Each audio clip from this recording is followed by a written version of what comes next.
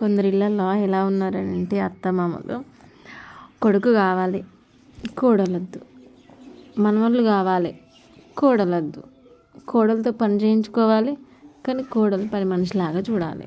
ఇంకొందరు అత్తమామలు ఉంటారు, కొడుకు వద్దు కోడలొద్దు మనవాళ్ళొద్దు మనవరాలొద్దు ఎవ్వరు వద్దు, వాళ్ళిద్దరు ఉంటే సరిపోయి వాళ్ళ కడుపు నిండా తినడానికి కొడుకులు పైసలు పంపితే సరిపోతుంది.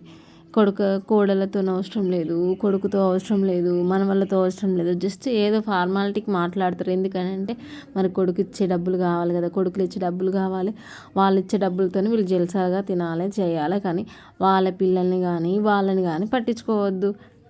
మళ్ళీ ఎవరైతే ఇస్తారో ఆ కొడుకులనే ఇబ్బంది పెడతారు, ఆ కొడుకులనే మాటలతో సూటిపట్టి మాటలు అంటారు. ఎందుకనంటే మరి అల్కగా దొరుకుతాడు కదా ఆ కొడుకు. అందుకని ఇలాంటి తల్లిదండ్రులని మీరు ఎవరైనా చూసారా? ఓన్లీ పిల్లలకి శాపనార్థాలు పెట్టుకుంటూ వాళ్ళు బాగుపడితే కూడా ఓర్వలేని తల్లిదండ్రులు ఉన్నారు. అలాంటి తల్లిదండ్రులు మీరు చూసారా? పిల్లల సంతోషాన్ని కూడా ఓర్వని తల్లిదండ్రులు ఉన్నారు. ఇప్పుడున్న ప్రజెంట్ జనరేషన్ వాళ్ళు హ్యాపీగా ఉంటే చాలు, పిల్లలు అవసరం లేదు.